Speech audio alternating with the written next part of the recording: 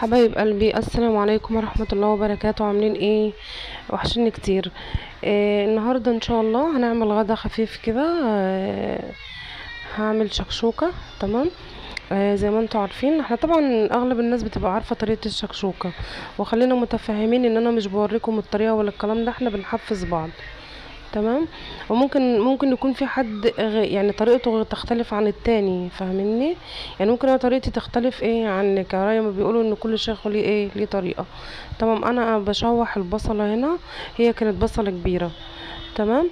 وطبعا هنزل عليها بطماطم، كنت مقطعة بتاع يعني شوية، يعني كام طماطمية كده حلوين. تمام. والفلفل، لازم الفلفل الاخضر بيدي برضو طعم للايه. هنا كنت بعمل شاي. فكنت بقى بصوا هنا بقى، لما بتشوحي انت البصلايه، خليها تدي لون حلو كده. تمام. هو نفس اللون كده، اللون ده. فهنزل عليها بقى بالطماطم وبالفلفل الاخضر. ايوه.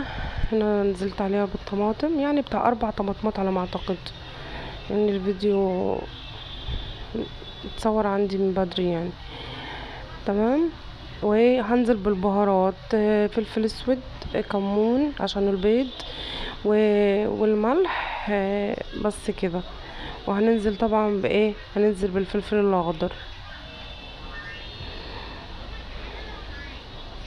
بس يا حبايب قلبي، وكل سنه وانتم طيبين بمناسبه المولد النبوي الشريف. اللهم صل وسلم وبارك على سيدنا محمد. بس الاكل كان جميل قوي، وربنا مبارك فيه يعني، وحلو وطعمه جميل. اللهم احسن ما بين ايدينا يا رب. اللهم امين يا رب العالمين. بس كده. فهننزل بقى، انا كنت هنا كانوا دول 4 بيضات. اه والله، وكفوا وزادوا، والعيال كلوا وانبسطوا، والحمد لله يا رب. قومي كده شجعي نفسك واعملوا، يعني ما توقفوش نفسكم على حاجة. يعني حاولي تدوري كده عندك في التلاجة عندك وهتطلعي طبعا، يعني هتعرفي تطلعي حاجة من لا حاجة. يعني الطماطم، كام طماطماية على كام بضاية عندك، واحلى غدا ده ولا ايه؟ اهو.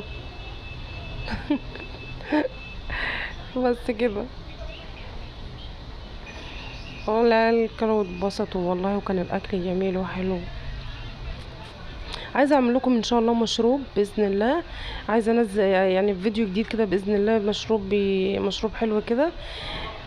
هوريكم طريقته هو مشروب بيوطي الضغط، وحلو لاصحاب الضغط العالي اللي عندهم الضغط مرتفع.